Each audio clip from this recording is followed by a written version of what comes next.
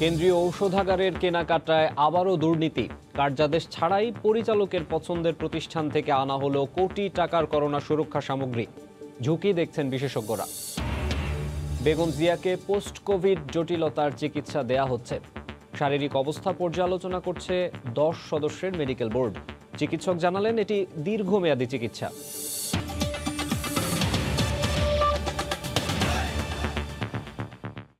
ভোরের সময় সঙ্গে আছি আমি মাকসুম আলম খান। কোন রকম কার্যাদেশ, ব্যাংক গ্যারান্টি ও চুক্তি ছাড়াই করোনা পরীক্ষার 1 লাখ RT-PCR কিট সহ মোট 9 কোটি টাকার করোনা সুরক্ষা সামগ্রী কেনার অভিযোগ উঠেছে কেন্দ্রীয় ঔষধাগার কর্তৃপক্ষের বিরুদ্ধে। কোনো পূর্ব অভিজ্ঞতা না থাকলেও নিজের পছন্দের নাম সর্বস্ব মেডিকেল সরঞ্জাম সরবরাহকারী প্রতিষ্ঠান থেকে এসব সামগ্রী কিনেছেন CMSD পরিচালক। সদ্য লাইসেন্সপ্রাপ্ত প্রতিষ্ঠান থেকে করোনা পরীক্ষার কিটের মতো স্পর্শকাতর মেডিকেল সামগ্রী কেনাকে ঝুঁকিপূর্ণ বলছেন জনস্বাস্থ্য বিশেষজ্ঞরা। শাকির আহমেদের রিপোর্ট। দেশের সরকারি হাসপাতালগুলোর জন্য চিকিৎসা সরঞ্জাম কেনাকাটা করে কেন্দ্রীয় ঔষধাগার central medical store depot CMSD। গত বছর আলোচনায় আসে এই প্রতিষ্ঠানটির ব্যাপক দুর্নীতি। শেরিশ কাটতে না কাটতেই প্রতিষ্ঠানটির পরিচালক আবু হেনা মোর্শেদ-জামান কার্যাদেশ ও ব্যাংক গ্যারান্টি ছাড়াই করোনা পরীক্ষার 1 লাখ RT-PCR কিট সহ মোট 9 কোটি টাকার স্বাস্থ্য সুরক্ষা সামগ্রী কিনেছেন নিজের পছন্দের প্রতিষ্ঠানের কাছ থেকে। অভিযোগ আছে সদ্য লাইসেন্সপ্রাপ্ত GS বায়োটেকের করোনার কিটের রিএজেন্ট নিয়ে কাজ করার কোনো অভিজ্ঞতাই নেই। অভিযোগের সত্যতা যাচাই নারায়ণগঞ্জে সময় সংবাদ। CMSDতে প্রদত্ত GS বায়োটেকের ঠিকানা ধরে নারায়ণগঞ্জের ফতুল্লার চানমারিতে এসে দেখা যায় GS মূলত একটি গার্মেন্টস প্রতিষ্ঠান। CMSD পরিচালকের সঙ্গে সুসম্পর্ককে কাজে লাগিয়ে এই গার্মেন্টস প্রতিষ্ঠানটি করোনা পরীক্ষার কিট সহ স্পর্শকাতর মেডিকেল সুরক্ষা সামগ্রী সরবরাহ করছে। GS বায়োটেক কোনটা? GS বায়োটেক আমরা জানি না। আচ্ছা, এটা হলো GS গার্মেন্টস লিমিটেড। আচ্ছা, সৈকত সাহেবকে? সৈকত সাহেব এই গার্মেন্টসের MD। কিট আমদানির অনাপত্তিপত্র চীনের সানশিউর কোম্পানির নামে, তাদের কাছ থেকে না এনে হংকংয়ের জাইলি ইন্ডাস্ট্রি কোম্পানি নামে তৃতীয় পক্ষের কাছ থেকে এগুলো দেশে আনা হয়েছে। কেনাকাটায় অনিয়মের বিষয়ে জানতে CMSDতে গেলে ঊর্ধ্বতন কর্তৃপক্ষের সাথে মিটিং থাকার অজুহাত দিয়ে পরিচালক কথা বলতে রাজি হননি। আমরা একটু পরিচালক সাহেবের সাথে একটু কথা বলবো। প্রথমবার তো আপনাদের সাক্ষাৎকারের কথা বলছি, দ্বিতীয়বার আবার কি বলছেন উনি? নিষেধ করছেন। কর্তৃপক্ষ পারমিশন দিলে যেতে পারবে। তবে CMSD উপপরিচালক ডাক্তার তৌহিদ আহমদ বলছেন এসব কিট সরাসরি ক্রয় পদ্ধতিতে কেনা হয়ে থাকতে পারে।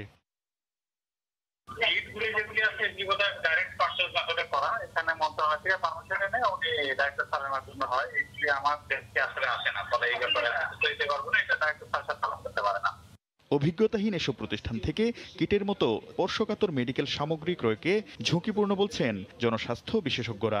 আমাদের যে কেন্দ্রীয় ঔষধাগার, ওদের অতীত রেকর্ড তো ভালো নয়। ভবিষ্যতেও যদি এরকম নিম্নমানের জিনিসগুলো আছে, ঠিক একইভাবে এগুলো দৃশ্যমান না, সরাসরি আপনি বুঝতে পারবেন না, কিন্তু এতে জীবন হানি হচ্ছে, জীবন রিস্কে যাচ্ছে। অভিযোগ আছে ক্রয় কমিটি থেকে শুরু করে মূল্য যাচাই কমিটিতে রয়েছে একটি চক্র, যারা সবাই CMSD পরিচালক আবু হেনা মোর্শেদ-জামানের ঘনিষ্ঠ।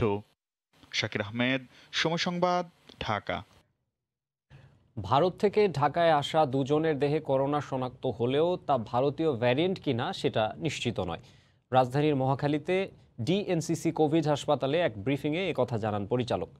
জিনোম সিকোয়েন্সিং শেষে বিষয়টি নিশ্চিত করবে IEDCR। ভারত ফেরত নাগরিকরা কোয়ারেন্টাইন না মানলে কঠোর ব্যবস্থার হুঁশিয়ারি দিয়েছে স্বাস্থ্য অধিদপ্তর। এদিকে দেশে করোনায় একদিনে আরও 25 জন মারা গেছেন। প্রায় 5,500 নমুনা পরীক্ষায় শনাক্ত হয়েছেন 336 জন। করোনার ভারতীয় ধরনে ভেঙে পড়েছে ভারতের পুরো স্বাস্থ্য ব্যবস্থা। বিধিনিষেধ আনা হয়েছে বাংলাদেশের সীমান্তেও। তারপরেও প্রতিবেশী দেশটির সঙ্গে 3টি স্থলবন্দর দিয়ে জরুরি প্রয়োজনে ভারত থেকে ফেরত আসছেন নাগরিকরা। তাদের মধ্যেই কয়েকজন প্রাতিষ্ঠানিক কোয়ারেন্টিন পালন না করে পালিয়ে যাওয়ার ঘটনাও ঘটে। এরই মধ্যে জিনোম সিকোয়েন্সিংয়ের মাধ্যমে দেশে ভারতীয় ভ্যারিয়েন্টের উপস্থিতিও পেয়েছে IEDCR। এদিকে রাজধানীর মহাখালীতে ডিএনসিসি কোভিড হাসপাতালে গত 23 এপ্রিল ভারত থেকে আসা করোনা আক্রান্ত 2 জন রোগীর নমুনা জিনোম সিকোয়েন্সিং এর জন্য আইইডিসিআরে পাঠানো হয়েছে। রোববার সংবাদ সম্মেলন করে হাসপাতালটির পরিচালক জানান, এ দুজনের অবস্থা স্থিতিশীল হলেও ভারতের ভ্রমণের ইতিহাস বিবেচনা করে তাদের আলাদা রাখা হয়েছে।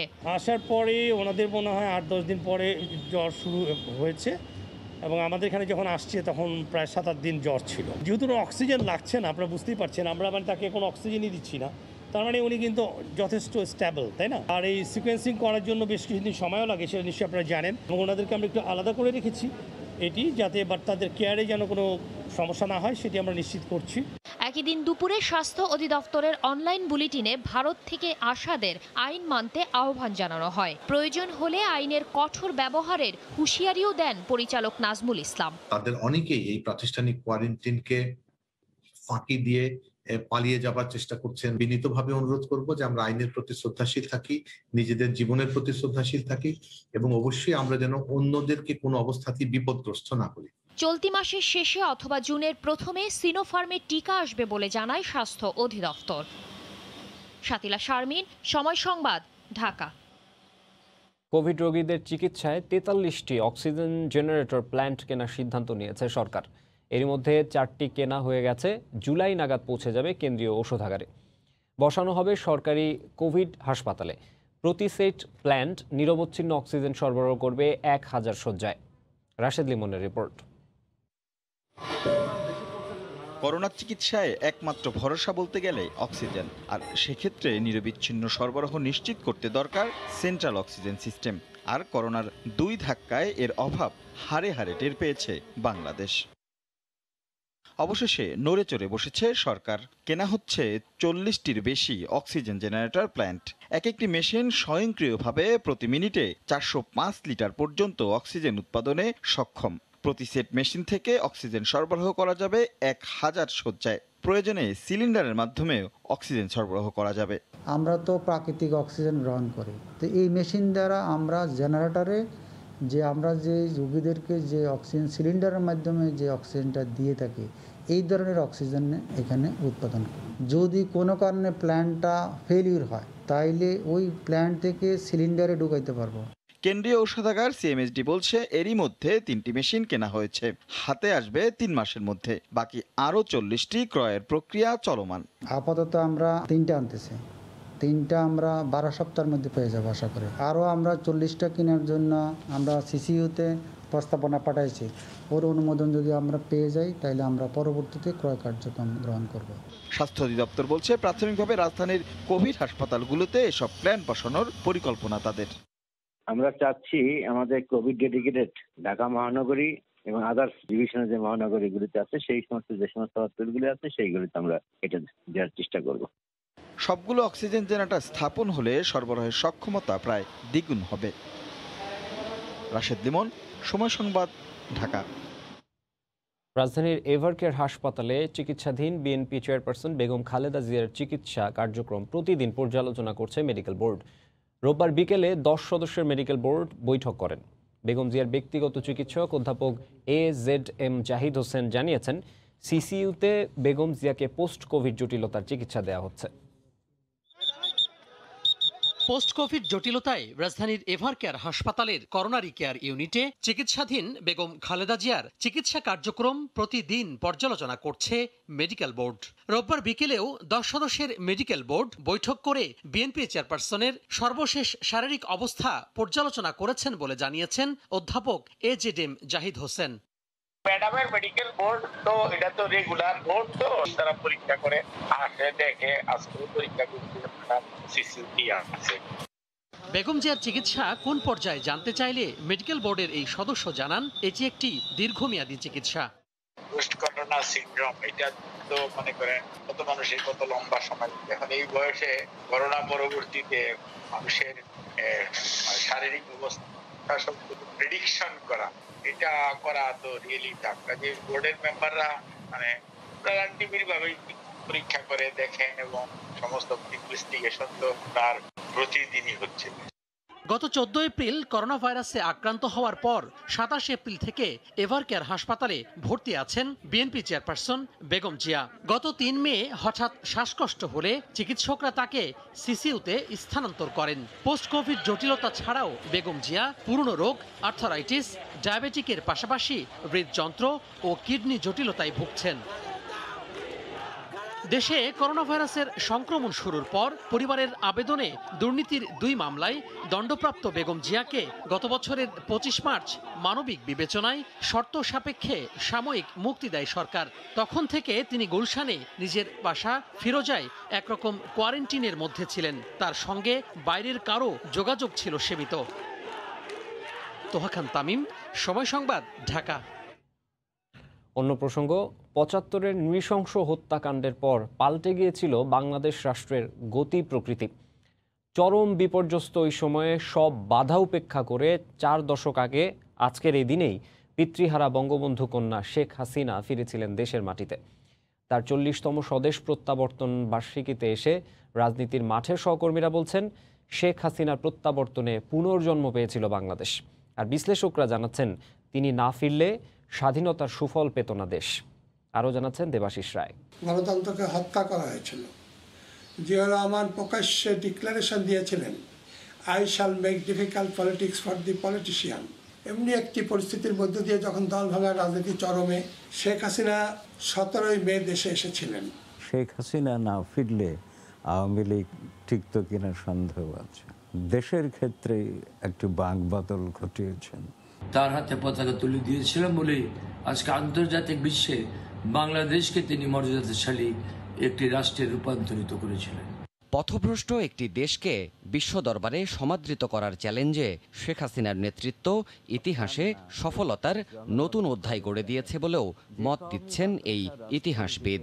তিনি অতীত বর্তমানকে সামলিয়েছেন, যেভাবেই হোক ত্রুটি বিচ্যুতি সত্ত্বেও, কিন্তু আগামীর পথটি তিনি তৈরি করে দিয়ে যাবেন।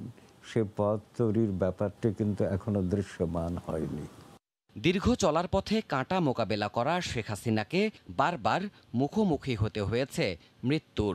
শত বিরোধিতা সত্ত্বেও আজকের উন্নয়নশীল বাংলাদেশ একদিন সমৃদ্ধ হবার স্বপ্ন দেখছে শুধু একজন শেখ হাসিনার জন্য।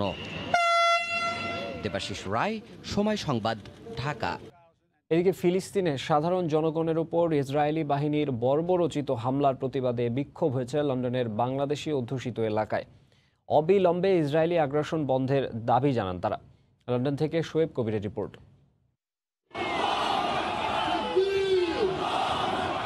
ফিলিস্তিনে নিরস্ত্র সাধারণ মানুষের উপর দখলদার ইসরায়েলের অব্যাহত ক্ষেপণাস্ত্র ও নির্বিচারে বোমা হামলা ও গণহত্যা আগ্রাসনের প্রতিবাদে পূর্ব লন্ডনের বাংলাদেশি অধ্যুষিত এলাকা হোয়াইট চ্যাপেলের আলতাবালি পার্কে এক বিক্ষোভ সমাবেশ অনুষ্ঠিত হয়। ফিলিস্তিনিদের পাশে দাঁড়াতে শত শত বাংলাদেশি এতে অংশ নেয়, যাদের অধিকাংশই ছিল তরুণ।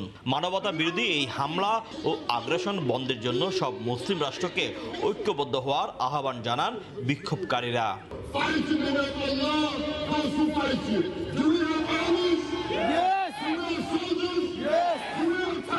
The Muslims on the last day of Ramadan rose on their feet and filled the streets and addressed the calls. বিক্ষোভে অংশ নেওয়া বাংলাদেশিরা ফিলিস্তিনি নিরস্ত্র সাধারণ মানুষের পক্ষে নানা ফেস্টুন ব্যানার নিয়ে আলতাবালি পার্কে অবস্থান নেন। টানা 2 ঘন্টা ব্যাপী এই বিক্ষোভে পশ্চিমা দেশগুলো ইসরায়েলের পক্ষে অবস্থান নেওয়ার তীব্র সমালোচনা করেন। প্যালেস্টাইনি মুসলমান ভাই বোনরা যেভাবে আজকে 73 ইয়ার্স অপ্রেসড হচ্ছে, অত্যাচারিত হচ্ছে, তাদের নিজের ভূমি থেকে তাদেরকে বিতাড়িত করা হচ্ছে। গত কয়েকদিন আগে প্রায় 160 থেকে 70 জন মানুষকে হত্যা করেছে। এই বিরুদ্ধে ঐক্যবদ্ধ আন্দোলন গড়ে তুলছে। হামলার বিপক্ষে সর্বোচ্চ প্রতিবাদ করার জন্য আজকে আমরা এখানে একত্রিত হয়েছি। আমরা এখানে একতাবদ্ধ হয়েছি ফিলিস্তিনের দাবিতে। আমরা এখানে একতাবদ্ধ হয়েছি মসজিদুল আকসাকে মুক্ত করার দাবিতে। আগামী শনিবার লন্ডনে আবারও ইসরায়েলি দূতাবাস ঘেরাও কর্মসূচির ঘোষণা দেন আন্দোলনকারীরা। প্রায় 5 লাখ মানুষ এই বিক্ষোভে অংশ নেবে বলে জানান আয়োজকরা। শোয়েব কবির, সময় সংবাদ, লন্ডন। ফিলিস্তিনি নিরীহ মানুষের উপর ইসরায়েলি বোমা হামলার প্রতিবাদে বিক্ষোভ হয়েছে ইতালিতেও। রাজধানী রোম সহ বিভিন্ন শহরে প্রতিবাদে অংশ নেন অসংখ্য মানুষ। যোগ দেন প্রবাসী বাংলাদেশিরাও। ভেনিস থেকে বিস্তারিত মাকসুদ রহমানের রিপোর্টে। নিরস্ত্র ফিলিস্তিনিদের উপর ইসরায়েলি হামলার প্রতিবাদে উত্তাল সমগ্র বিশ্ব। বাদ যায়নি ইতালিও। শনিবার ইতালির 40টি শহরে হাজার হাজার মানুষ প্রতিবাদ সমাবেশ করেছে। রোববার সাপ্তাহিক ছুটির দিনেও বিভিন্ন সভা সমাবেশ অনুষ্ঠিত হয়। বিভিন্ন সভা সমাবেশে নিরীহ ফিলিস্তিনিদের হত্যা বন্ধের জোর দাবি জানিয়েছেন বাংলাদেশি কমিউনিটির নেতৃবৃন্দ।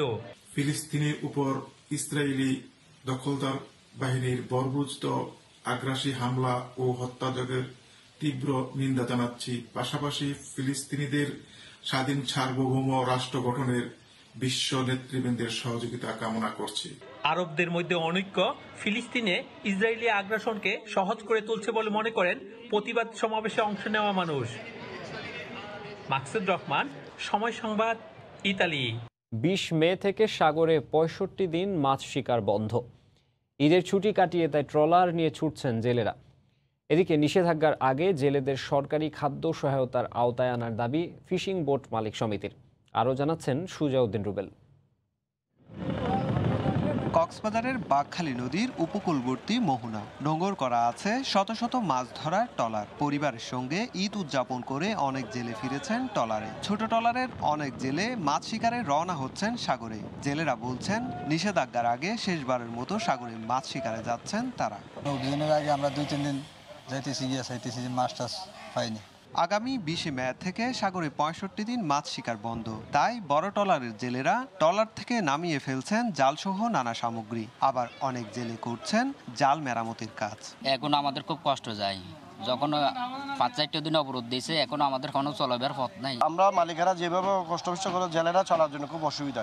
সরকার চাইলে কিছুদিন সহযোগিতা করলে ওরা চলতে পারবে। মৎস্য কর্মকর্তা জানিয়েছেন জেলার 63,193 জন জেলের জন্য প্রায় 3,539 মেট্রিক টন চাল বরাদ্দ হয়েছে, যা 8টি উপজেলায় প্রদান করেছে জেলা প্রশাসন। সুজাউদ্দিন রুবেল, সময় সংবাদ, কক্সবাজার। আর এক সপ্তাহ পরই নওগাঁর বরেন্দ্র এলাকার বাগান থেকে নামানো হবে আম। বাগানগুলোতে এখন চলছে নিবিড় পরিচর্যা। এবার প্রায় 4.25 লাখ মেট্রিক টন আম পাওয়ার আশা কৃষি বিভাগের।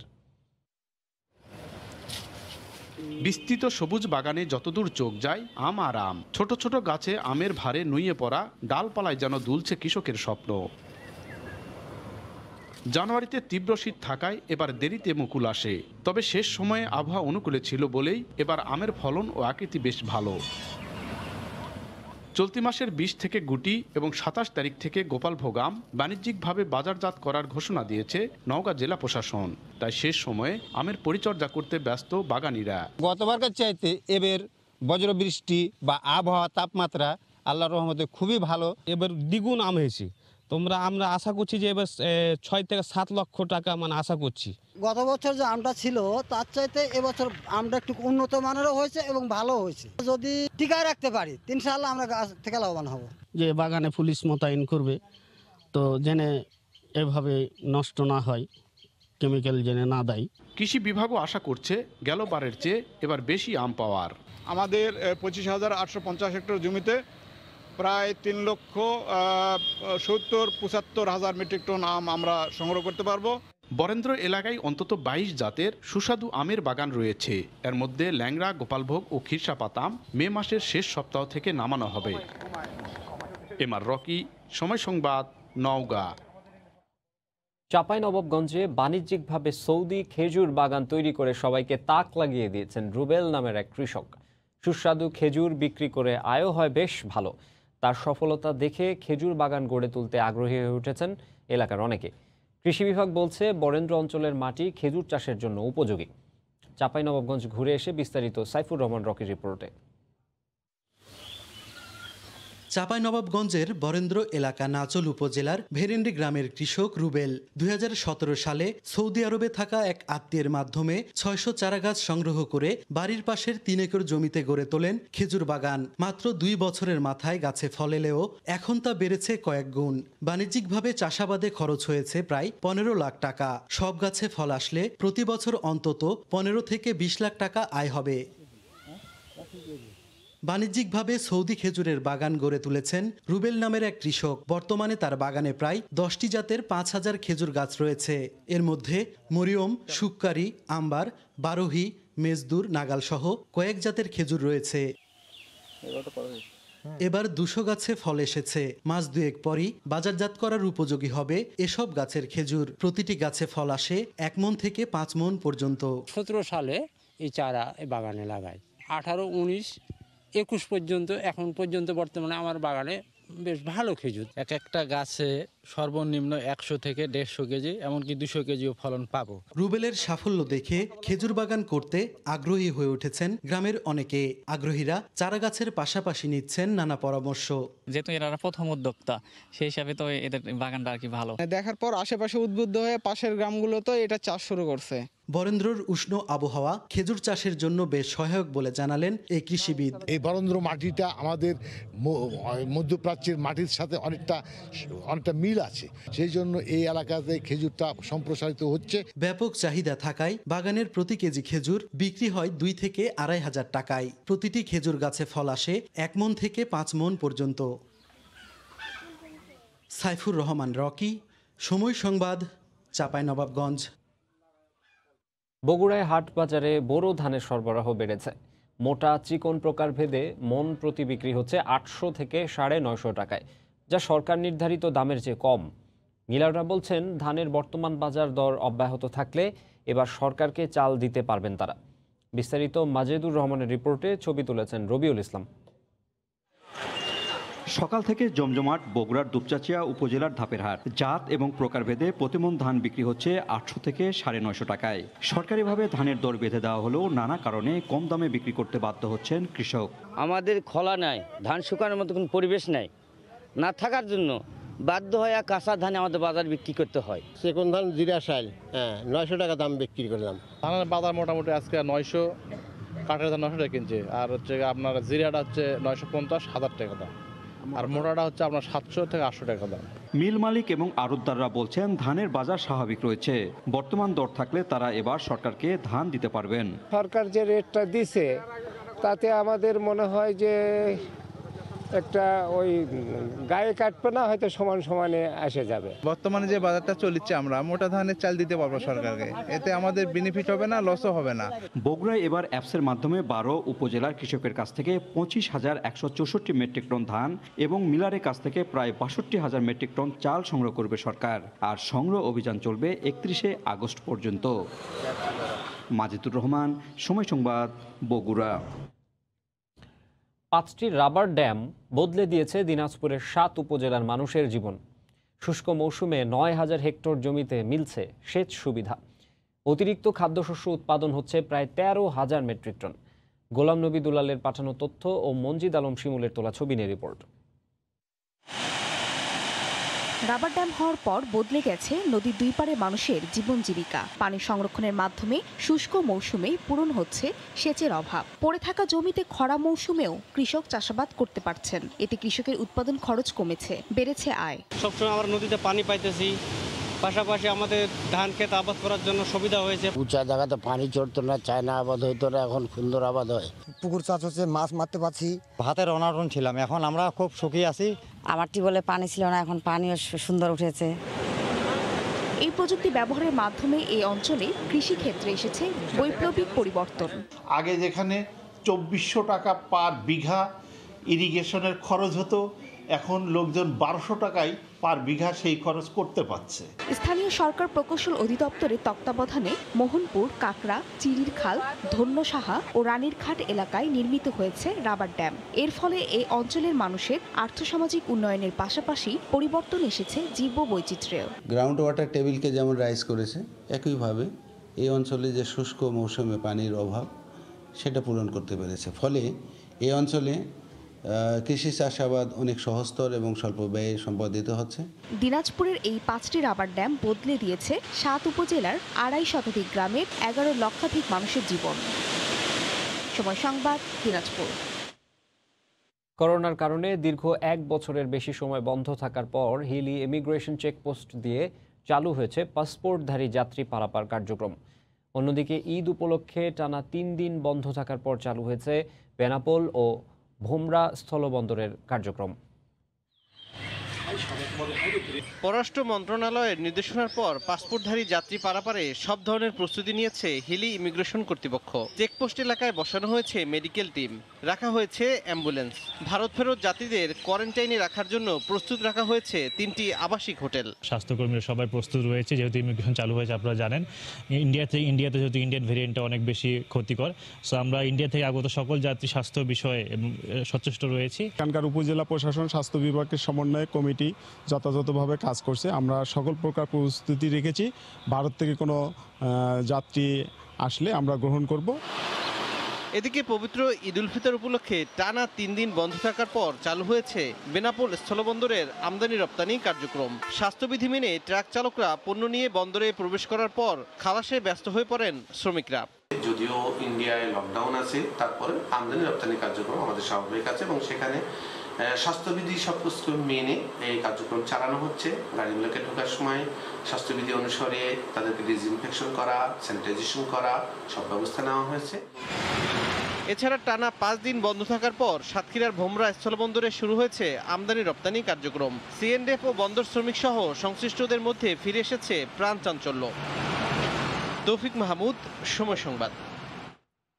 হিলি সীমান্তের 0 পয়েন্ট এলাকায় পাসপোর্টধারী যাত্রীদের জন্য অস্থায়ী শেড নির্মাণের সময় বিএসএফ বাধা দেয় আমদানি রপ্তানি সহ সব কার্যক্রম বন্ধ করে দিয়েছেন হিলির ব্যবসায়ীরা।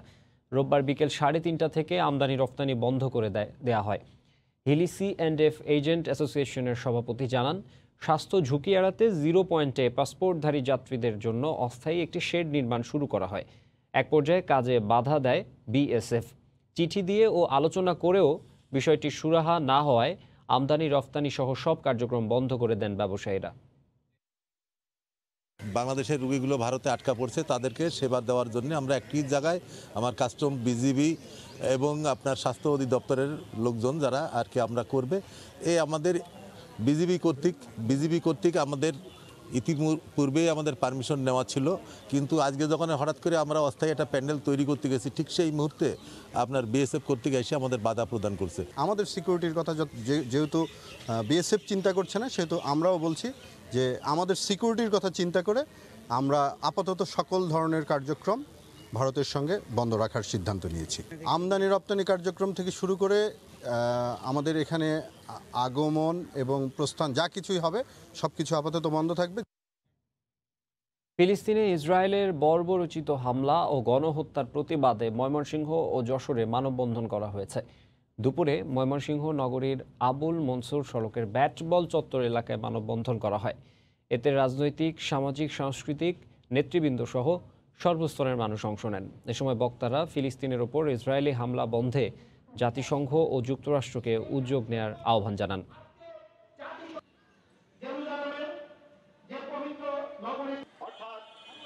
এদিকে একই প্রতিবাদে যশোরে মানববন্ধন করা হয়েছে। এতে রাজনৈতিক, সামাজিক, সাংস্কৃতিক ও পেশাজীবী সংগঠনের নেতৃবৃন্দ অংশ নেন। এ সময় বক্তারা ফিলিস্তিনের ওপর ইসরায়েলি হামলার ঘটনায় মধ্যপ্রাচ্যের মুসলিম রাষ্ট্রগুলো নীরব থাকায় কঠোর সমালোচনা করেন। অন্য প্রসঙ্গ, ঈদের ছুটি শেষে রাজধানীমুখী মানুষের ঢল ঘাট এলাকায়। আগের মতো ঝুঁকি নিয়ে ফিরছেন তারা। মহাসড়কেও যাত্রীদের চাপ। নিষেধাজ্ঞার মধ্যেই বাসে গাদাগাদি করে ওঠেন মানুষ। এদিকে চলমান বিধিনিষেধ আরও 7 দিন বাড়িয়ে প্রজ্ঞাপন জারি করা হলেও ফিরতি যাত্রা ব্যবস্থাপনায় এখনও কোনো সরকারি সিদ্ধান্ত আসেনি।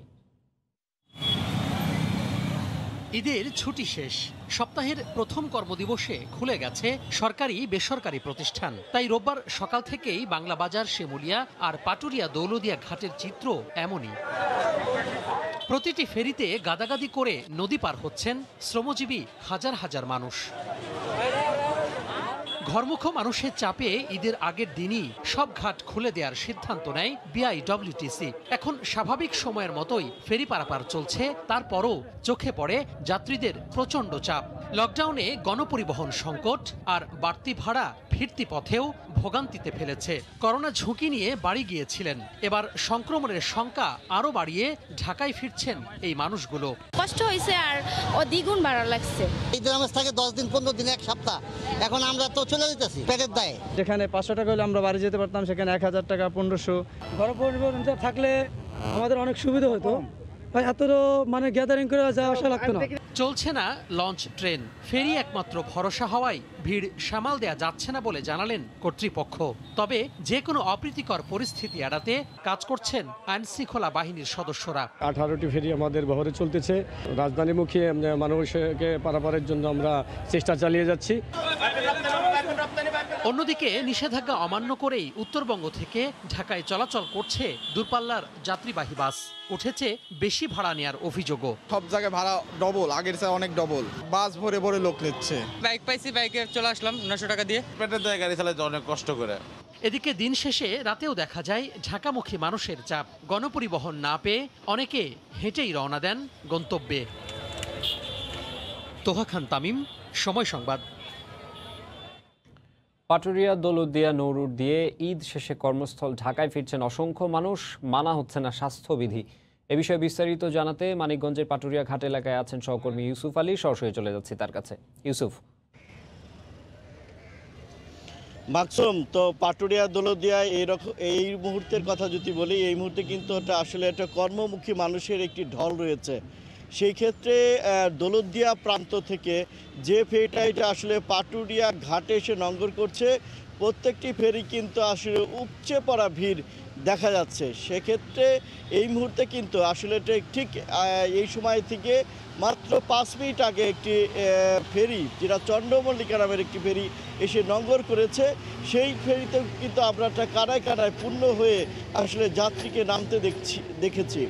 অন্যদিকে কিন্তু আসলে একটা পাটুরিয়া দৌলতদিয়া নৌরুটে এবং আরিচা কাজিরহাট নৌরুটে যতগুলো ফেরি আছে সব কয়টি ফেরি চলাচল করছে। তো ওটা আসলে আমি যাত্রীদের সাথে কথা বলেছি, যাত্রীরা বলছে যে আসলে যদি আরও ভিড়ভাড়টা বৃদ্ধি পায় এর জন্যই তারা আসলে কর্মমুখী হচ্ছে। আসলে কেউ বাড়তি ছুটি যাদের ছিল তারাই কিন্তু যাচ্ছে। অন্যদিকে কিন্তু যারা পোশাক কারখানার কর্মী তাদের সাথেও আমার কথা হয়েছে, তারা কিন্তু একটু আসলে সময় থাকা সত্ত্বেও তারা আগে ভাগে যাচ্ছে। তবে সকলেরই চোখে মুখে যে একটা স্বজনের সাথে ঈদ করেছে সে তাতে কিন্তু ছাপ রয়েছে।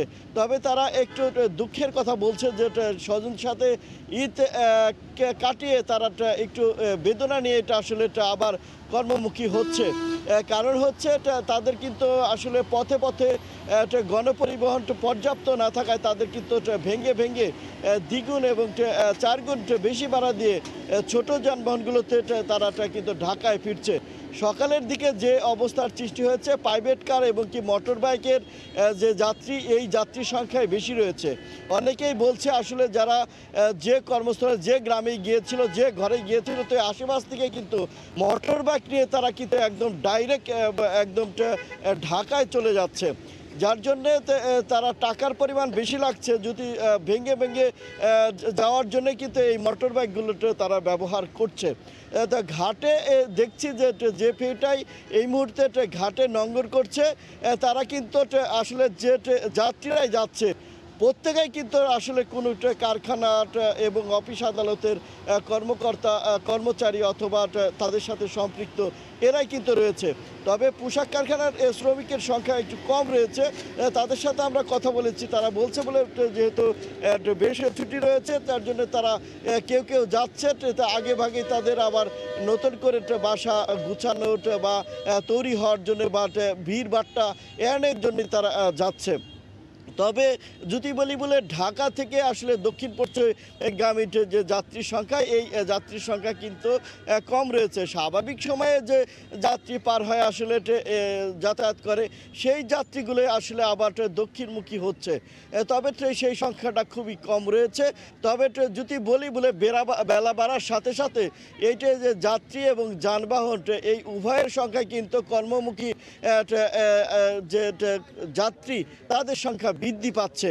তবে পাটুরিয়া দৌলতদিয়া এবং আরিচা কাজিরহাট রোডে মোট 20টি ফেরি রয়েছে, 20টি ফেরি চলাচল করছে।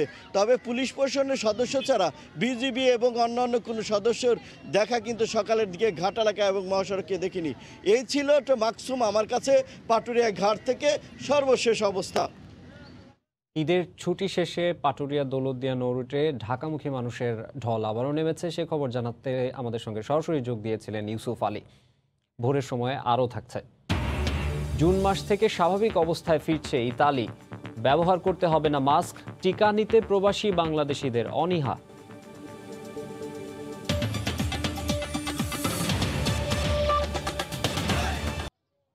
আগামী 1 জুন থেকে স্বাভাবিক অবস্থায় ফিরছে ইতালি। 3 কোটি নাগরিককে ভ্যাকসিন দেয়া সম্পন্ন হলেই সাদা জোনে ফিরবে দেশটি। প্রত্যাহার হচ্ছে মাস্ক ব্যবহারের উপর বিধিনিষেধ। রোম থেকে জুমানা মাহমুদের রিপোর্ট। রোববার পর্যন্ত ইতালিতে 2,71,00,000-এরও বেশি মানুষের দেহে ভ্যাকসিন প্রয়োগ করা হয়েছে। এই সংখ্যা 3 কোটিতে পূর্ণ হলেই পুরো স্বাভাবিক অবস্থায় ফিরে যাবে দেশটি। ইতালির স্বাস্থ্য মন্ত্রণালয় জানায় 6 কোটি নাগরিকের দেশটিতে আগামী মাস থেকেই মাস্ক ব্যবহারের বাধ্যতামূলক বিধিনিষেধ প্রত্যাহার করা হবে। ইতিমধ্যেই বার, রেস্টুরেন্ট সহ বহু ব্যবসা প্রতিষ্ঠান খুলে দেওয়া হয়েছে। 1 জুন থেকে রেস্টুরেন্টের ভেতরে বসে খাওয়ারও সুযোগ থাকছে। এদিকে দেশটিতে করোনা মোকাবেলায় ভ্যাকসিন কার্যক্রম দ্রুত গতিতে এগিয়ে চলছে। প্রথমবারের মতো শনি ও রোববার অ্যাস্ট্রাজেনেকার ভ্যাকসিনের জন্য ওপেন ডে কার্যক্রম পরিচালনা করে আশানুরূপ সফলতা পেয়েছে কর্তৃপক্ষ। তবে টিকা গ্রহণে প্রবাসী বাংলাদেশিদের মাঝে ব্যাপক অনীহা লক্ষ্য করা গেছে। এখন পর্যন্ত যারা ভ্যাকসিন নেন নাই, সবাইকে অনুরোধ করব, আপনার নিজের নিরাপত্তার জন্য, আপনার পরিবারের নিরাপত্তার জন্য, আপনার জন্যই আপনি খুব দ্রুত ভ্যাকসিন গ্রহণ করেন। হাজার হাজার মানুষ এখানে ভ্যাকসিন দিচ্ছে, ভ্যাকসিনের পরেই সার্টিফিকেট দেওয়া হয়। ইতালিতে প্রতিদিনই করোনায় আক্রান্ত ও মৃতের সংখ্যা কমছে। ইতালির সবচেয়ে বড় ভ্যাকসিন সেন্টার এটি, যেখানে 3,000-এরও বেশি মানুষ প্রতিদিন ভ্যাকসিন নেবার সুযোগ পান। মধ্যরাত পর্যন্ত চলে ভ্যাকসিন কার্যক্রম। তবে বাংলাদেশিদের সংখ্যা হাতে গোনা কয়েকজন।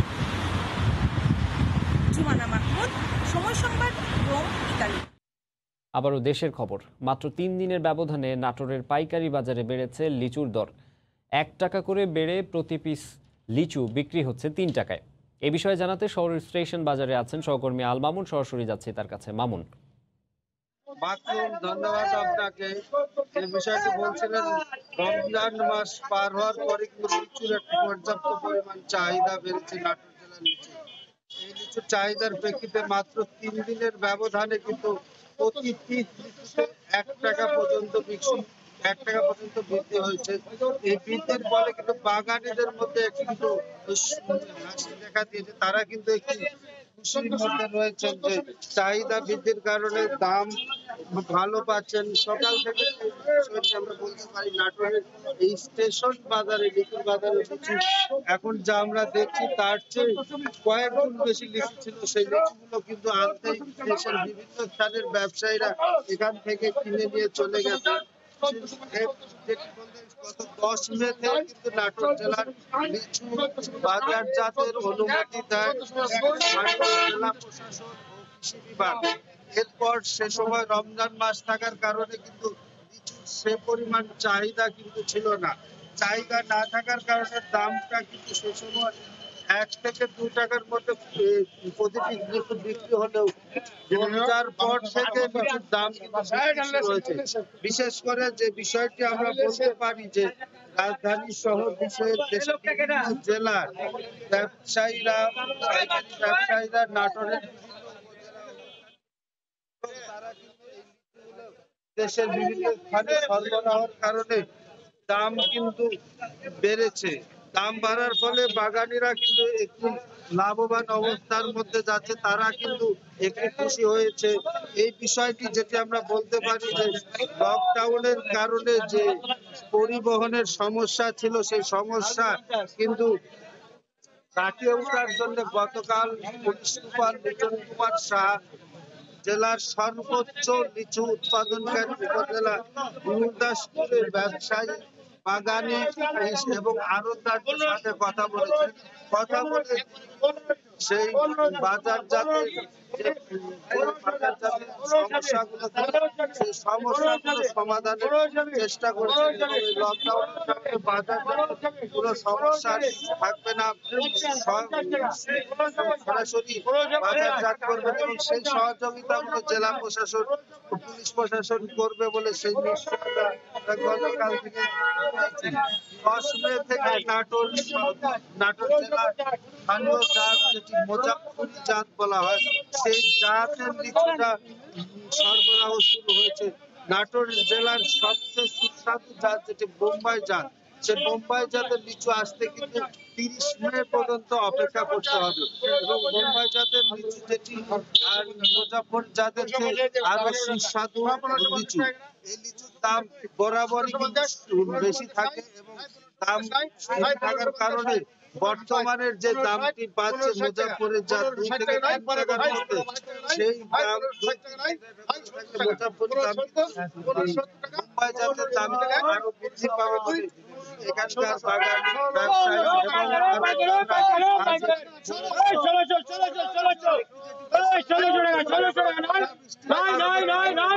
লিচুর হয়েছিল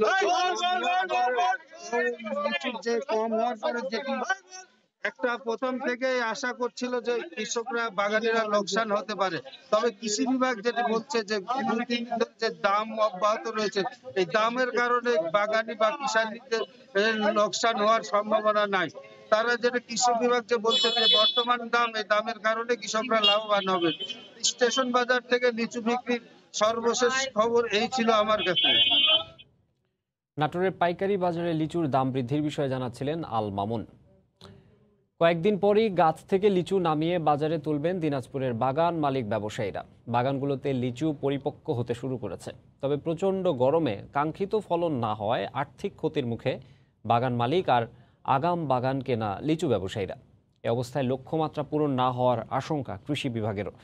গোলাম নবী দুলালের তথ্য ও মঞ্জিদ আলম শিমুলের ছবি নিয়ে একটি রিপোর্ট। দিনাজপুরের বাগানগুলোতে মাদ্রাজি, কাঁঠালি, চায়না, চায়না 3 ও বেদানা লিচু পাকতে শুরু করেছে। বৃষ্টির অভাব এবং প্রখর রোদে লিচুর জ্বলে গেছে রং, পরিপুষ্টতা সেভাবে হচ্ছে না। এবার প্রতিকূল আবহাওয়ায় বিপর্যয়ের মুখে পড়েছে লিচুর ফলন।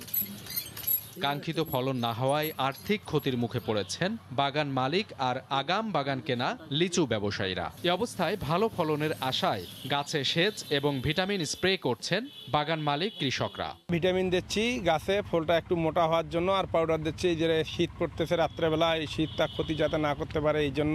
এবার বৃষ্টি না হওয়ার কারণে ফলন এবার কম। কাঙ্ক্ষিত ফলন না হওয়ায় ক্ষতির মুখে পড়েছেন বাগান কেনা লিচু ব্যবসায়ীরা। এই লিচুটা দিনাজপুরের চাহিদা মিটিয়েও আমরা বিভিন্ন জেলায় এবং বিদেশে রপ্তানি করতে পারতাম, কিন্তু এবার সেটা আর হচ্ছে না। বাজারজাত যদি না করতে পারি তো একদম বাগান মালিক আমরা যারা আছি একদম পথে বসতে হবে। উদ্ভিদবিদরা বলছেন দীর্ঘ সময় বৃষ্টি না হওয়ার নেতিবাচক প্রভাব পড়েছে লিচুর উপরে। লিচুর যে আবহাওয়াগত কারণটি, এটি আসলে যদি অব্যাহত থাকে এবং জলবায়ুগত প্রভাব যদি বিস্তার করে, তাহলে লিচুর যে ঐতিহ্য আছে সে জায়গাটি আসলে খর্বিত হতে পারে। প্রতিকূল আবহাওয়ার কারণে 30% ফলন কম হবে জানালেন কৃষি বিভাগের কর্মকর্তা। অত্যধিক খরার কারণে যেমন সেটা আকার আকৃতিতে বড় হচ্ছে না এবং তার ফলের যে বর্ণ উজ্জ্বলতা সেটা আসতে দেরি হচ্ছে। জেলার 13 উপজেলায় 5600 হেক্টর জমির বাগান থেকে লিচু উৎপাদনের লক্ষ্যমাত্রা 45,000 মেট্রিক টন। সময় সংবাদ, দিনাজপুর। রোজার পর ধুম পড়েছে মুন্সিগঞ্জের আলদির বিখ্যাত মাঠা বিক্রির। ভোর থেকেই খাঁটি দুধের এই মাঠা বিক্রি করেন কমল ঘোষ। রাজধানী ঢাকাসহ নানা স্থান থেকে প্রতিদিন শত শত মানুষ যান সেখানে। এই মুহূর্তে সেখানে আছেন সহকর্মী নাসির উদ্দিন উজ্জ্বল। সরাসরি চলে যাচ্ছি তার কাছে। উজ্জ্বল,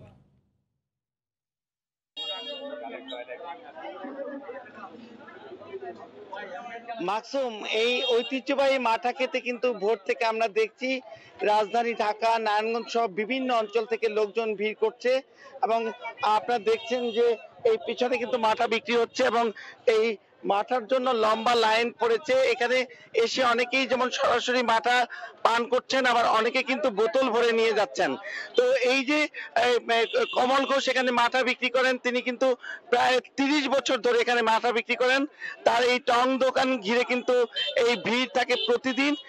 পবিত্র রমজানের সময় কিন্তু বিকালবেলা তিনি মাঠা বিক্রি করেছেন, এখন আবার সকালে শুরু করেছেন। আর এই সকালে শুরু করতে কিন্তু তার এই জমজমাট বেচা কিনা শুরু হয়ে গেছে এবং প্রতিদিন তিনি সর্বোচ্চ 500 লিটার মাঠা এখন বিক্রি করছেন। অথচ জীবনে প্রথম যখন শুরু করেছেন তখন মাত্র 10 লিটার মাঠা বিক্রি করতেন। তার সততা এবং তার মাঠার যে তৈরির কৌশল এবং এই সব কারণে কিন্তু তার জৌলস চারিদিকে ছড়িয়ে পড়েছে। এই আলদি এলাকাটি হচ্ছে এই খাঁটি দুধের একটি ভান্ডার। এখানে প্রচুর দেশীয় গাভী পালন করা হয় এবং সেই দুধগুলো কিন্তু এখানে অনেকটা সস্তায় বিক্রি হতো, কিন্তু এই কমলের মাঠাকে ঘিরে কিন্তু এখানে দুধের দরও বেড়ে গেছে এবং অনেকের কর্মসংস্থানের সুযোগ হয়েছে এবং প্রতিদিন যে অনেক ভোর থেকে কিন্তু লোকজনের লম্বা লাইন থাকে এবং এই যে মাঠার প্রতি আগ্রহ সেই ব্যাপারে আমরা কিন্তু এখানে যারা এসছেন তাদের অনেকের সঙ্গে আমরা কথা বলেছি। তো আমরা নারায়ণগঞ্জ থেকে এসছেন একজন গৃহিণী, তিনি তার পরিজন নিয়ে এসছেন মাঠা খাওয়ার জন্য। তো আমরা তার কাছ থেকে জানতে চাইবো যে এত দূর থেকে কেন আপনি মাঠা খেতে এসছেন, একটু যদি আমাদেরকে বলতেন যে মাঠার আকর্ষণটা কি।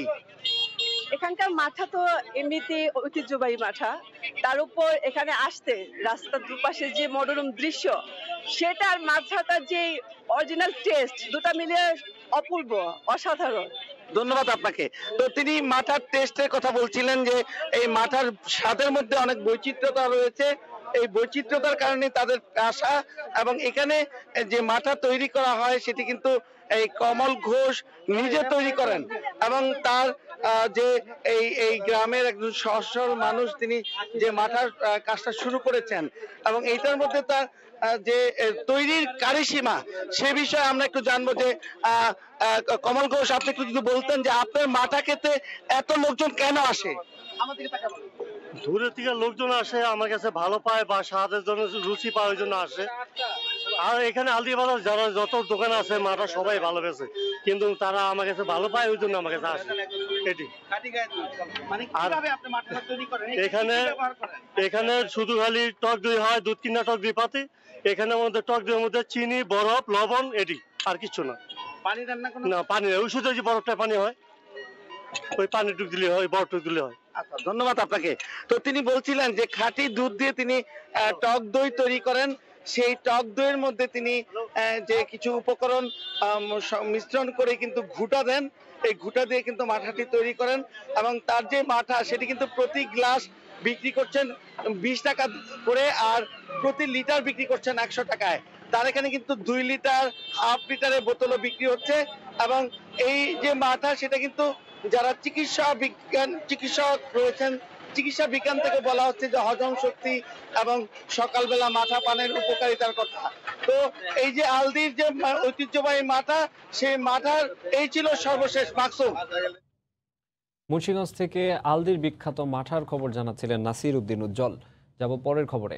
করোনাকে উপেক্ষা করেই ঈদের ছুটিতে বিভিন্ন বিনোদন কেন্দ্রে বেড়েছে মানুষের ভিড়।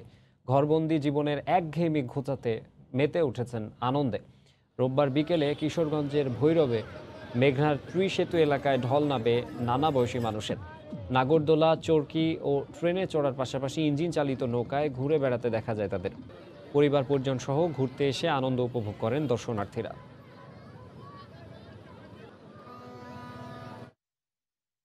ঈদের ছুটিতে দর্শনার্থীরা ছুটে যাচ্ছেন হাওড়ের বিস্ময় হিসেবে পরিচিত কিশোরগঞ্জের ইটনা মিঠামইন অষ্টগ্রাম অল ওয়েদার সড়কে। ছোট ছোট যানবাহনে করে উপভোগ করছেন প্রকৃতির অপরূপ সৌন্দর্য। কিশোরগঞ্জ প্রতিনিধি নূর মোহাম্মদের তথ্য ও ছবি নিয়ে রিপোর্ট। দিগন্ত বিস্তৃত হাওরের মাঝ দিয়ে পিচ ঢালা প্রশস্ত উঁচু সড়ক, দুই পাশে ফসলের মাঠে সবুজের সমারোহ। সড়কে সাই সাই করে চলছে ছোট ছোট যানবাহন। দূর থেকে মনে হবে যেন যেতে যেতে পাকা রাস্তা মিশে গেছে দূর নীলিমায়। সৌন্দর্য পিপাসুরা তাই ছুটে আসছেন। স্বপ্নের সড়কে ছুটে বেড়াচ্ছেন, ছোট ছোট যানবাহনে ঘুরে বেড়াচ্ছেন। রাস্তার পাশে চায়ের কাপে তুলছেন ঝড়, কেউ বা সুন্দর মুহূর্তটি ক্যামেরাবন্দি করছেন। বড়দের হাত ধরে এসেছে শিশুরাও। করোনায় ঘরবন্দি এই ঈদেও এখানে খোঁজেন অন্তরের প্রশান্তি। খুবই ভালো লাগছে, ঘোরাঘুরির পরিবেশটা খুব সুন্দর। আমি এখানে ঘুরতে আসছি আমার বাবা মার সাথে। সুন্দর একটা জায়গা হয়েছে, তো খুব ভালো লাগে এখানে আসতে। সারা বছর চলাচল উপযোগী সম্মোহন জায়গা নিয়ে এই সড়কটি কমিয়ে দিয়েছে যোগাযোগের দূরত্ব, সৃষ্টি করেছে কাজের সুযোগও। এই রাস্তাটা হওয়াতে আমাদের মতন যারা শিক্ষিত বেকার আছে, এরা মনে করেন যে আপাতত আমরা অটো মিশুক চালিয়ে আমাদের জীবিকা নির্বাহ করতেছি। ঘোরা দেয়া পিঠের উপরে উঠলে সময় কেউ 20 টাকা দেয়, কেউ 30 টাকা দেয়। রাষ্ট্রপতি মোহাম্মদ আব্দুল হামিদের একান্ত ইচ্ছায় নির্মিত এই সড়কটিকে ঘিরে হাওরে পর্যটন শিল্পের বিকাশে নানা উদ্যোগের কথা জানালেন রাষ্ট্রপতির ছেলে রেজওয়ান আহমদ তৌফিক এমপি। আমরা হাওরে কিছুই করব না, আমরা মিঠামইন হইতে পারে অষ্টগ্রাম অথবা ইটনাতে, ইটনার সদরে আমরা যে কোনো ধরনের হোটেল মোটেল এগুলো যদি হয় তাহলে পর্যটকরা এসে এখানে ঘোরাঘুরিও করতে পারবে এবং থাকতেও পারবে। গত বছরের ৮ অক্টোবর ৮৭৪ কোটি টাকা ব্যয়ে ইটনা, মিঠাইন ও অষ্টগ্রাম উপজেলাকে সংযুক্ত করে নির্মিত অল ওয়েদার সড়কটি উদ্বোধন করেন প্রধানমন্ত্রী শেখ হাসিনা। সময় সংবাদ, কিশোরগঞ্জ। এবারে খেলার খবর। রুবেল হোসেনের ইনজুরি থেকে সেরে ওঠার প্রক্রিয়াটা দীর্ঘমেয়াদী। যতদিন সে ক্রিকেট খেলবে তাকে রিহ্যাবের মধ্যেই থাকতে হবে। এই ধরনের ইনজুরি পেসারদের জন্য স্বাভাবিক, এটাকে মেনে নিয়েই ক্যারিয়ার এগিয়ে নিতে হবে বলে মন্তব্য করেছেন বিসিবির চিকিৎসক দেবাশিস চৌধুরী। লঙ্কা সিরিজে খেলা না খেলা নির্ভর করছে রুবেলের নিজের আত্মবিশ্বাসের ওপর বলেও জানিয়েছেন তিনি। ও নিজেকে একটা কল নিতে হবে, ম্যাচ ফিটনেসের ব্যাপারটা নিজেকে বুঝতে হবে। আমরা এক্সামিনেশন করে, ফিজিক্যাল এক্সামিনেশন করে এই মুহূর্তে কোনো ব্যথা পাচ্ছি না, কিন্তু তার মানে এই না যে ওর কনফিডেন্স অথবা ওর ভেতরের অনুভূতিটাও খুব ইম্পর্টেন্ট। অনেক প্লেয়ার, পৃথিবীর অনেক প্লেয়ারই এই সমস্যা, একই সমস্যায় ভুগছে এবং দেখা যায় এদের ক্যারিয়ার খুব একটা দীর্ঘ হয় না এই সমস্যাগুলোর জন্য, অথবা অন অ্যান্ড অফ হয়। দেখুন, ওর রিহ্যাব প্রক্রিয়া চলছে এবং যখন আমাদেরকে সিলেক্টররা বলবে যে আজকে ওর কী অবস্থা, তখন ওই দিন আমরা ওর অবস্থা জানাবো। কন্টিনিউ যতদিন খেলাধুলা করবে সবসময় ওর এই রিহ্যাব প্রক্রিয়ার মধ্যে থাকতে হবে। লঙ্কা সিরিজের অনুশীলনে কথা উঠেছিল সাইফুদ্দিনকে নিয়েও। পুরনো একটা ইনজুরি নাকি তাকেও ভোগাচ্ছে চরমভাবে, কিন্তু এ যাত্রায় সুখবর শোনালেন চিকিৎসক। সাইফুদ্দিনের এই মুহূর্তে মেজর কোনো ইনজুরি কনসার্ন নেই, যদিও ও পূর্বে কিছু ইনজুরিতে ভুগছিল, কিন্তু রিহ্যাব প্রক্রিয়ার মাধ্যমে সে এই মুহূর্তে শতভাগ ফিটনেস অ্যাচিভ করতে পেরেছে। নিয়ন মুহাইমিন, সময় সংবাদ, ঢাকা। ঈদের ছুটিতে সবাই স্বাস্থ্যবিধি মেনে চলেছেন। বিশ্বকাপ বাছাই ক্যাম্পে যোগ দিয়ে এমন দাবি করেছেন ফুটবলাররা। আজই তাদের করোনা পরীক্ষা হবে। এদিকে কাতারে ম্যাচগুলো কঠিন হবে বলে মনে করছেন জামাল ভুঁইয়া। তবে ভালো খেলতে পারলে ভারত এবং আফগানিস্তানকে হারানোর সামর্থ্য বাংলাদেশের আছে বলেও জানান তিনি। অনেকটা ঈদের মেজাজেই ফুটবলারদের ক্যাম্পে ফেরা। পরিবার পরিজনের সঙ্গে আনন্দ ভাগাভাগি শেষে এবার জাতীয় দলের দায়িত্ব। তবুও সেখানে খুঁজে পাওয়া গেল ঈদের আমেজ। ক্যাম্প স্থগিত হওয়ার পর অধিকাংশ ফুটবলারই ফিরেছেন প্রিয়জনের কাছে। এজন্য অনেকেই ঢাকা ছেড়েছেন। সেখানে কতটা সুরক্ষা বলয় ছিলেন তারা, কিংবা ঈদ উদযাপনটাই কেমন হলো? ঈদ তো একদিনই ছিলাম বাসায়, আলহামদুলিল্লাহ ভালো, ফ্যামিলির সাথে ঈদ করতে পেরেছি, ভালোই কাটছে। বাসার মধ্যেই ছিলাম, বাইরে যাইনি। যখনই যেটাই প্রয়োজন ছিল বাইরে থেকে নিয়ে আসার, সেটা যতটুকু সম্ভব চেষ্টা করছে যে স্বাস্থ্যবিধি মেনেই সব কিছু হ্যান্ড ওয়াশ সব কিছু ইউজ করে যাতে পরিপূর্ণ থাকা যায় আর কি। এর আগে ক্যাম্পে এসে হোটেল রুম না পেয়ে অস্বস্তিকর পরিস্থিতির সম্মুখীন হয়েছিলেন জামাল। এদিন অবশ্য তেমন কিছু ঘটেনি। নির্ধারিত সময়েই রিপোর্ট করে জানান দিয়েছেন তার উপস্থিতি। একই সঙ্গে লক্ষ্য, ইন্ডিয়ার আফগানিস্তানের প্লেয়ার মানে almost same like Bangladeshi player. So আমি এক্সপেক্ট করতেছি একটা good fight, good match, and hopefully আমরা জিততে পারি ওর সাথে, কারণ ওরা এত ভালো না। ইনজুরির কারণে ক্যাম্পে আসেনি রাইট ব্যাক বিশ্বনাথ ঘোষ। চোটের অবস্থা ভালো না হয় তার সম্ভাবনাও কম।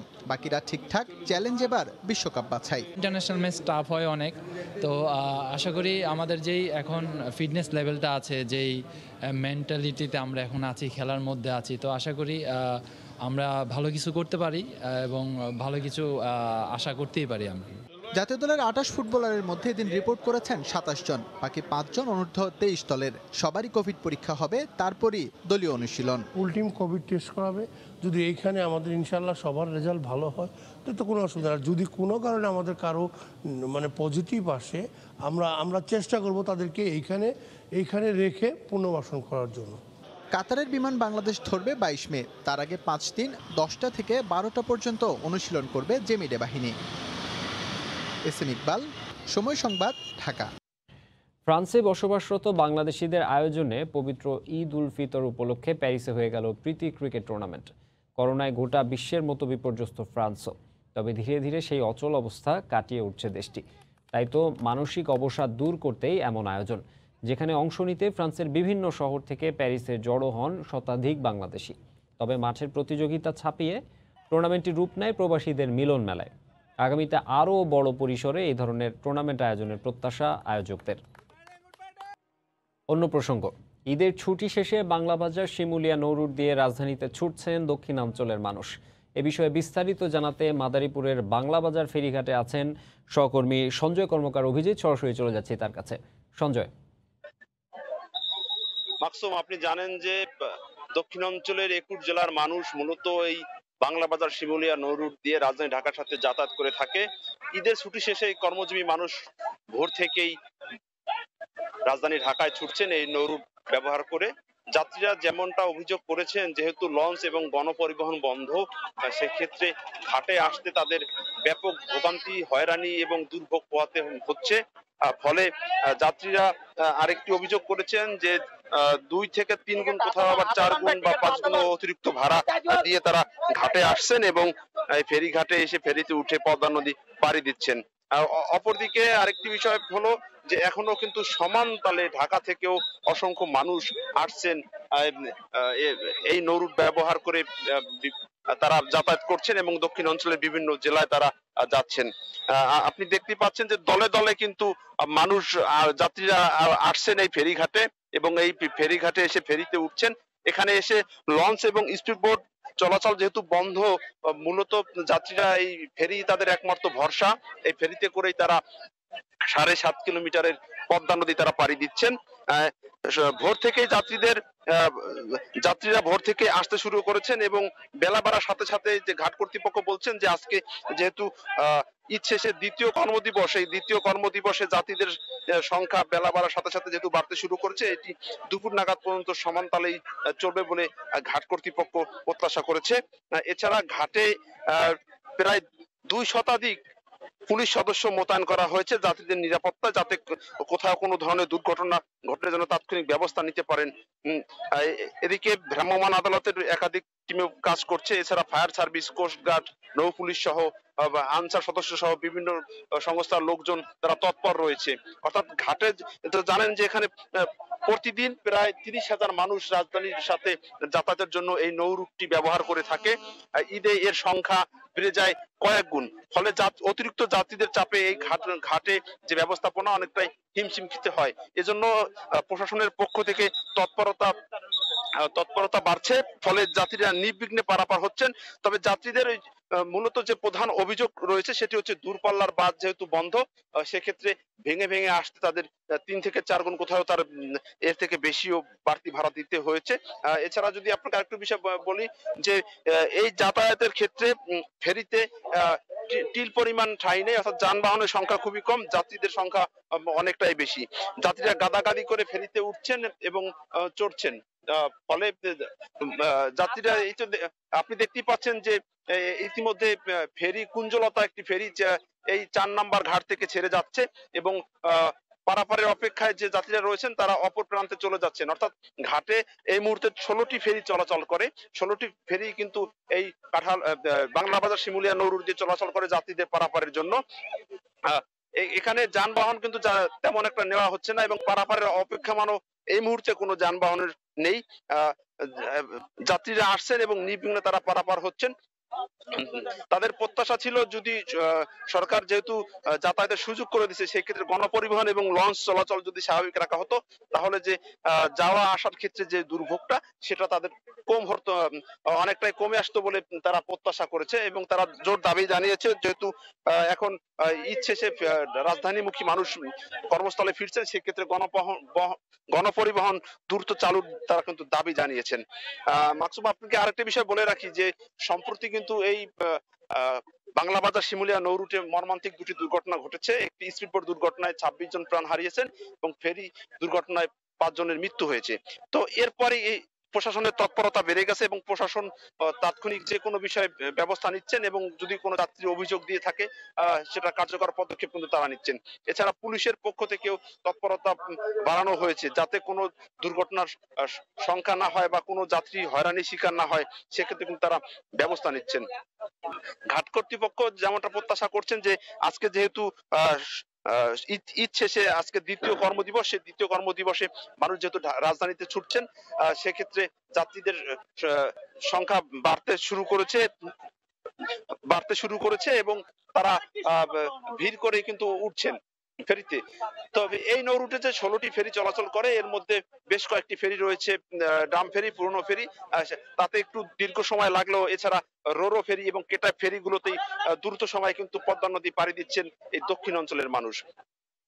এই দক্ষিণ অঞ্চলের 21 জেলার মানুষ এই নৌ রুটটি রাজধানীর সাথে ব্যবহার করেন যাতায়াতের জন্য সড়ক পথ হিসাবে, এবং এটি প্রধান সড়ক পথ হিসাবে কিন্তু দক্ষিণ অঞ্চলের বিভিন্ন জেলার, বিশেষ করে বরিশালের বিভাগ এবং খুলনা বিভাগের অধিকাংশ মানুষ এই নৌ রুটটি ব্যবহার করেন রাজধানী ঢাকার সাথে সড়ক যোগাযোগের সহজ পথ হিসেবে ব্যবহার করার জন্য। এবং যাত্রীরা দাবি করেছেন যে যেহেতু এই দক্ষিণ অঞ্চলের একটি বৃহৎ অংশ রাজধানী ঢাকার সাথে যাতায়াত করেন, দ্রুত যেন পদ্মা সেতু চালু করে দেওয়া হয়, যার ফলে যাত্রীদের ভোগান্তি কমে যাবে এবং পারাপারে আরো গতিশীল হবে বলে যাত্রীরা প্রত্যাশা করেছে।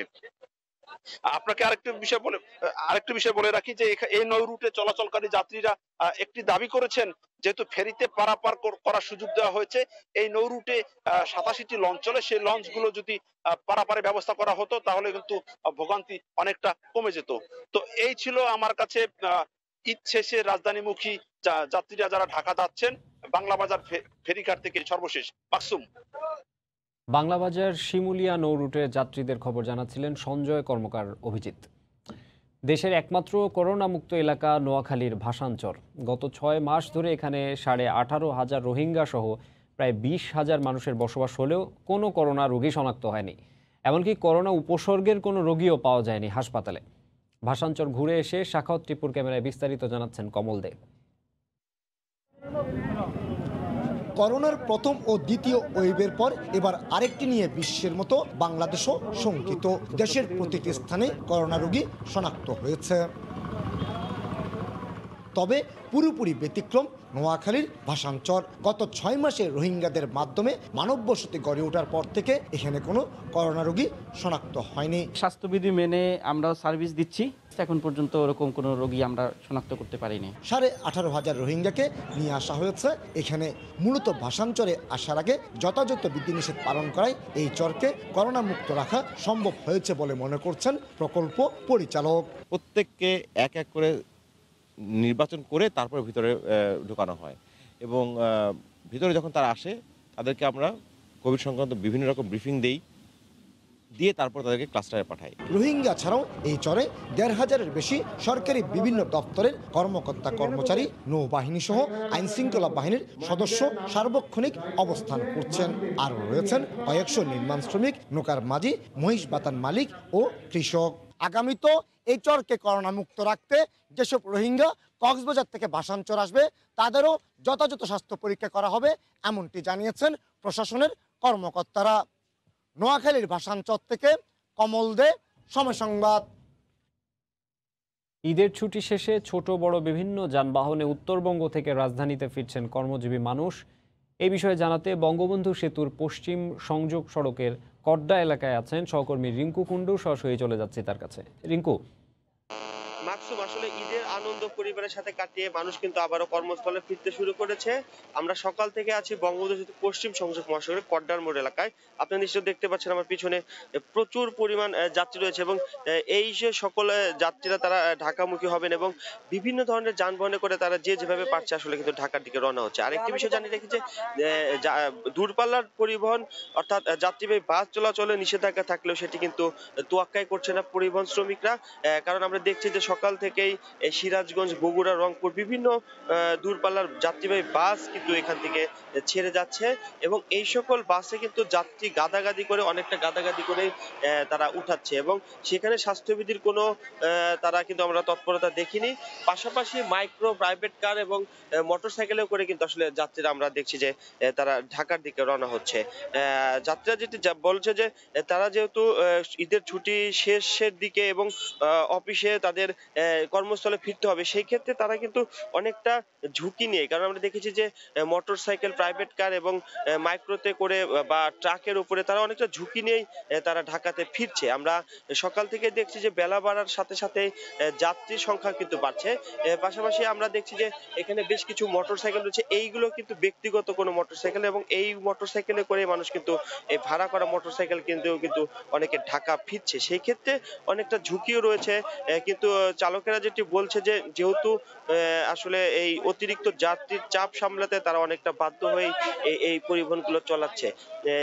আপনি কিছু জানিয়ে রাখি যে এই বঙ্গবন্ধু সেতু পশ্চিম সংযোগ মহাসড়ক দিয়ে কিন্তু উত্তরবঙ্গ এবং দক্ষিণবঙ্গের মোট 27টি জেলার যানবাহন চলাচল করে এবং ঈদের আগে কিন্তু আসলে এই ঈদের আগে এবং পরে এই যাত্রী সংখ্যার চাপ অতিরিক্ত হয়ে যায় এবং সেই ক্ষেত্রে এই যে অতিরিক্ত চাপ সামলাতে অনেকে প্রশাসনকে আসলে হিমশিম খেতে হয়। কিন্তু এই যে করোনা লকডাউনের কারণে কিন্তু এই দূরপাল্লার যাত্রীবাহী বাস চলাচল বন্ধ থাকার কথা, কিন্তু তারপরে আমরা দেখছি যে সকাল থেকেই এই ঢাকা, বগুড়া, ঢাকা, পাবনা, রাজশাহী এবং সিরাজগঞ্জের এই কড্ডা থেকে বেশ কয়েকটি কিন্তু যাত্রীবাহী বাস ছেড়ে গেছে এবং একের পর এক যাত্রীবাহী বাস রয়েছে এবং সেগুলোতে করে কিন্তু মানুষ ঢাকার দিকে রওনা হচ্ছে। আর যাত্রীদের সাথে আমার কথা হয়েছে, তারা যেটি জানিয়েছে যে এই বাসগুলো কিন্তু অতিরিক্ত ভাড়াও কিন্তু হাঁকা হচ্ছে, কারণ তারা যেটি বলছে যে তাদের যে অভিযোগ যে বেশ কয়েক গুণ অর্থাৎ 2 গুণ বা 3 গুণ 4 গুণ ভাড়া নিয়ে কিন্তু তাদের রাজধানী ঢাকার দিকে রওনা হচ্ছে এবং ট্রাকে করেও কিন্তু আমরা অনেকে দেখেছি যে ট্রাকের জেকে কেবিনে বা ট্রাকে, মাইক্রোতে, প্রাইভেট কারে বিভিন্ন ভাবে তারা কিন্তু আসলে ঢাকার দিকে যাচ্ছে। তো বেলা বাড়ার সাথে সাথে যাত্রী সংখ্যা কিন্তু বাড়ছে এবং এই অতিরিক্ত যাত্রীর চাপ সামলাতে কিন্তু এই পরিবহন শ্রমিকরা বলছে যে তারা করোনা যেহেতু অনেকদিন বন্ধ ছিল, তারা সেজন্যই বাধ্য হয়ে দূরপাল্লার যাত্রীবাহী বাস চলাচল শুরু করেছে। কিন্তু এই বাসগুলো চললেও, নিষেধাজ্ঞা অমান্য করে চলাচল করলেও কিন্তু আমরা পুলিশ প্রশাসন বা প্রশাসনের কোনো তৎপরতা আমরা চোখে পড়েনি। কিন্তু এই প্রশাসন আমরা এই বাসগুলো কিন্তু এখানে প্রতিদিন এখান থেকে চলাচল করে এবং আমরা দেখছি যে প্রচুর পরিমাণ এই বাসগুলো রয়েছে এবং এখান থেকে চলাচল করছে এবং এই বাসগুলো কিন্তু এখানে প্রতিদিন চলাচল করছে। আমরা দেখছি যে বিপুল পরিমাণ বাস কিন্তু আসলে চলাচল করছে এবং এই বাসগুলো কিন্তু আসলে চলাচল করছে এবং আমরা দেখছি যে এই যাত্রীবাহী বাসগুলো থেকে কিন্তু প্রতিদিন এখান থেকে চলাচল করছে। পাশাপাশি আমরা ট্রাকে এবং জেকে কেবিনে বা মোটর সাইকেলে করে কিন্তু বাস চলাচল আমরা দেখেছি। তো সেই ক্ষেত্রে একটি কথা আমি বলতে পারি যে বেলা বাড়ার সাথে সাথে আমরা এই বাসগুলো কিন্তু চলাচল করতে দেখছি এবং ট্রাকে, কেবিনে এবং বিভিন্ন ভাবে কিন্তু এই ট্রাকগুলো কিন্তু আসলে চলাচল করছে। আমরা একটি কথা বলতে পারি যে এই যে ট্রাকে করে আমরা দেখছি যে ট্রাকেও কিন্তু এই যাত্রীরা কিন্তু তাদের কর্মস্থলে ফিরছে, অর্থাৎ ঢাকার দিকে রওনা হচ্ছে এবং বঙ্গবন্ধু সেতু হয়ে বিভিন্ন জেলা থেকে আমরা দেখছি যে এই পরিবহনগুলো চলাচল করছে এবং সকাল থেকে বেলা বাড়ার সাথে সাথে কিন্তু যাত্রী বাড়ছে, আমরা দেখছি যে যাত্রী বাড়ছে এবং ট্রাকে করে কিন্তু অনেকটা ঝুঁকি নেই কিন্তু ট্রাকগুলো কিন্তু আমরা চলাচল করতে দেখছি এবং প্রাইভেট কার এবং অনেকটা ঝুঁকি নেই কিন্তু চলাচল করছে। আমরা একটু জানিয়ে রাখছি মাকসুম এ ছিল উত্তরবঙ্গ থেকে ঢাকামুখী মানুষের খবর এবং নানা অব্যবস্থাপনার বিষয়ে জানাতে আমাদের সঙ্গে যোগ দিয়েছিলেন রিঙ্কু কুণ্ডু। নারায়ণগঞ্জের যানজট এড়িয়ে মাত্র 20 মিনিটে মুন্সিগঞ্জ থেকে রাজধানীতে পৌঁছানো সম্ভব। সড়ক প্রস্তুত থাকলেও বাধা একটি সেতু। মোল্লাবাজার সেতুর অভাবে বেতকা তেগুরিয়া সড়কের সম্ভাবনা কাজে লাগানো যাচ্ছে না। স্থানীয়ভাবে তৈরি ফেরিতে যাত্রী পারাপার করা হচ্ছে। বিস্তারিত নাসির উদ্দিন উজ্জ্বলের রিপোর্টে ছবি তুলেছেন আবু সাইদ। 15 বছর ধরে পিচ ঢালা পথ তৈরির পরও চালু হয়নি রাজধানীর সাথে মুন্সিগঞ্জকে যুক্ত করার উদ্ভাবনী যোগাযোগ। এই সড়কে নারায়ণগঞ্জ ও রাজধানীর একাংশের যানজট এড়িয়ে যাতায়াত সম্ভব। বেতকা তেঘুরিয়া এই সড়কের 420 মিটার সেতু নির্মাণ হয়েছে 9 বছর আগে। বাকি শুধু ধলেশ্বরীর শাখা নদীতে একটি সেতু। সেতুটি না হওয়ায় স্থানীয়ভাবে তৈরি ফেরি ও ট্রলারে করেই খেয়া পারাপার চলে দিনের বেলায়, রাতে থাকে তাও বন্ধ।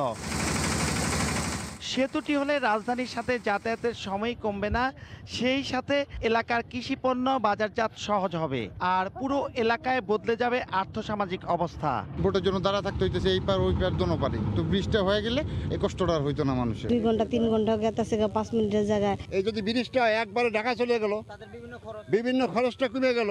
18 কিলোমিটার এই সড়কে রাজধানী থেকে মুন্সিগঞ্জে পৌঁছাতে সময় লাগবে মাত্র 20 মিনিট, এখন লাগছে 2 থেকে 2.5 ঘন্টা। 33 লাখ টাকায় ঠিকাদার নিয়োগের 3.5 বছরে কাজের অগ্রগতি মাত্র 32%।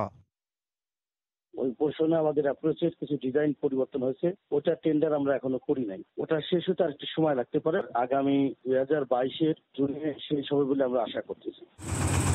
সড়কটি চালু হলে অন্তত 10 লাখ মানুষ সরাসরি উপকৃত হবে।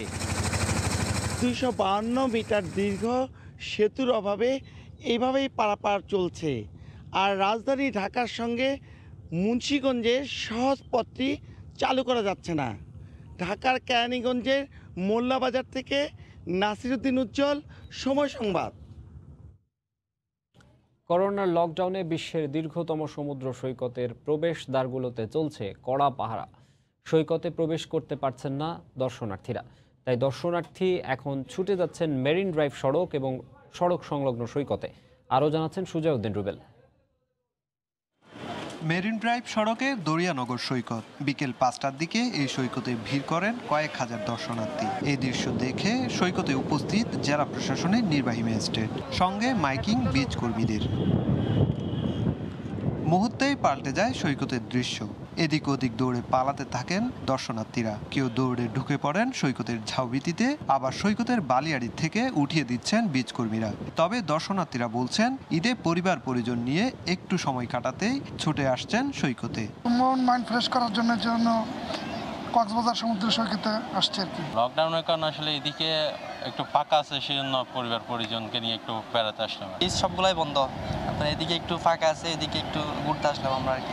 করোনার সংক্রমণ রোধে সৈকতের লাবণী, সুগন্ধা ও কলাতলি পয়েন্টের প্রবেশদ্বারে রয়েছে কয়েক স্তরের পাহারা। তাই এসব পয়েন্টে কেউ প্রবেশ করতে পারছেন না বলে জানালেন এই লাইফগার্ড কর্মী। বিচ সম্পূর্ণ ফাঁকা, তো আমরা আমাদের সর্বদা আমরা চেষ্টা করে যাচ্ছি যাতে কোনো ধরনের লোকজন না নামে। নির্বাহী ম্যাজিস্ট্রেট জানালেন বিশাল সৈকতে ঈদে দর্শনার্থীদের সমাগম ঠেকানো যাচ্ছে না, তারপরেও সৈকতে জনসমাগম বন্ধে চেষ্টা চালিয়ে যাচ্ছেন তারা। সব জায়গায় করা আসলে একটু কষ্টের ব্যাপার, তো আমরা যথাসাধ্য চেষ্টা করতেছি। যদি দেখি জনসমাগম হয়ে যাচ্ছে, আমরা এখানে গিয়ে তাদেরকে সুন্দরভাবে বুঝিয়ে উঠিয়ে দিচ্ছি। প্রতি বছর ঈদের টানা ছুটিতে সৈকত শহর কক্সবাজারে ছুটে আসেন কয়েক লাখ পর্যটক, কিন্তু গেল 3 ঈদে করোনা সংক্রমণের কারণে সৈকতে প্রবেশে নিষেধাজ্ঞার কারণে পর্যটক শূন্য সৈকত। সুজাউদ্দিন রুবেল, সময় সংবাদ, কক্সবাজার। ভোরের সময়ের শীর্ষ সংবাদ জানিয়ে দিচ্ছি আরেকবার। কেন্দ্রীয় ঔষধাগারের কেনাকাটায় আবারও দুর্নীতি। কার্যাদেশ ছাড়াই পরিচালকের পছন্দের প্রতিষ্ঠান থেকে আনা হলো কোটি টাকার করোনা সুরক্ষা সামগ্রী। ঝুঁকি দেখছেন বিশেষজ্ঞরা। বেগম জিয়াকে পোস্ট কোভিড জটিলতার চিকিৎসা দেয়া হচ্ছে। শারীরিক অবস্থা পর্যালোচনা করছে 10 সদস্যের মেডিকেল বোর্ড। চিকিৎসক জানালেন এটি দীর্ঘমেয়াদী চিকিৎসা। এই ছিল ভোরের সময়ে, সঙ্গেই থাকুন সময়।